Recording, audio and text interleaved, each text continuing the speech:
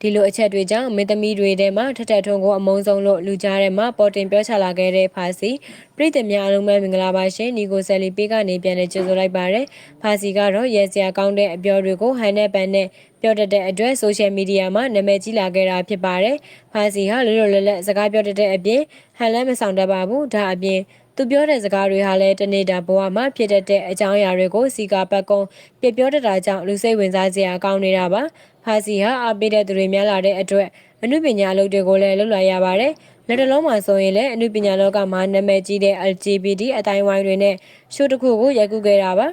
ဒီ LGBT ရဲ့ဖြတ်တန်းပုံကိုတေချာရိုက်ကူးထားတဲ့ရှိုးတစ်ခုဖြစ်တယ်လို့နှိမ်ခံရတာတွေနဲ့မကြေမနက်ချက်တွေကိုထုတ်ပြောတဲ့ရှိုးတစ်ခုဆိုရင်လည်းမမှားပါဘူးအခုမှထုတ်လွှင့်နေတာ၃ပိုင်းသာရှိသေးတာဖြစ်ပြီးတော့ဇက်ရှင်ကလည်းတက်လို့နေပါတယ်ဇလန်တွေတခုမဟုတ်ပဲဇက်ရှင်တရားတဲ့အကြောင်းရင်းကတော့ပါဝင်ကြတဲ့လင်းလင်းမတ်ထက်စုဖာစီအပါအဝင်ပါဝင်သူတွေကသူတို့ခန်းစားချက်ကိုအမှန်အတိုင်းထုတ်ပြောလာခဲ့တာကြောင့်ဖြစ်ပါတယ်အပိုင်းတစ်ပိုင်းမှာဖာစီကိုမင်းသမီးတွေထဲမှာဗန်မင်းသမီးကိုအမုန်းဆုံးလဲလို့မေးခဲ့ပါတယ်အခုလိုမေးလာတဲ့အချိန်မှာမြန်မာနိုင်ငံကမင်းသမီးတွေလိုလည်းအတိအကျမမေးသလိုနိုင်ငံခြားကမင်းသမီးလားဆိုတော့လည်းမမေးထားပါဘူးဒီမေးခွန်းကအနေအများတဲ့မေးခွန်းတစ်ခုဖြစ်ပါတယ်အမှုပညာအတိုင်းဝိုင်းမှာရက်တည်နေတဲ့သူတွေကဒီလိုမေးခွန်းမျိုးဆိုရင်ရှောင်ရှားကြပါတယ်စိတ်ထဲမှာတကယ်မုန်းတဲ့မင်းသမီးရှိတယ်ဆိုပေမဲ့လည်းအမှန်တရားကိုထုတ်မပြတတ်ကြပါဘူးဖာစီကတော့သူမုန်းတဲ့မင်းသမီးကိုနှစ်ခါတောင်စဉ်းစားစရာမလိုခဲ့ပါဘူးသူအမုန်းဆုံးမင်းသမီးထထထွန်းဆိုပြီးတော့ဖြေလိုက်တာပါမုန်းရတဲ့အကြောင်းရင်းကိုလည်းတခါတည်းဖြေလာခဲ့ပါတယ်ထထထွန်းက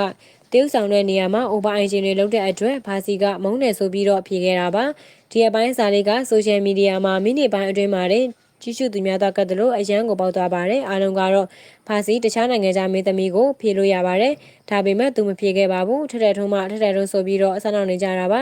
ရရတဲတဲနဲ့ထုတ်ဖြေရတဲ့ဖာစီကိုတော့ပြည်သက်တွေကကြည့်ကျူနေကြတာပါအခုလို့ဖြေလိုက်တာကလူတယောက်နဲ့တယောက်အခေါ်ပြောရသွားနိုင်တဲ့အထိဖြစ်နိုင်တဲ့အကြောင်းရင်းပါဒါတွေကရှုတစ်ခုစပြပြီးဆိုရင်လုံနေကြအကွက်တွေဖြစ်ပါတယ်ရှုပ်ပေါက်ဖို့အတွက်အခုလိုအပိုင်းတွေထုတ်ပြပြီးတော့လူစိတ်ဝင်စားအောင်လုပ်ကြတာပါဒါတွေကနားလည်မှုလွဲသွားစေပြီးတော့ဆိုရှယ်မီဒီယာမှာပွဲဆူသွားစေတဲ့အကြောင်းရင်းတွေကိုဖြစ်သွားစေတာပါပြည်သက်ကြီးရဲ့အမြင်ကိုပြပြပေးခဲ့ပါအောင်ရှင်အားလုံးကိုကျေးဇူးတင်ပါတယ်ရှင်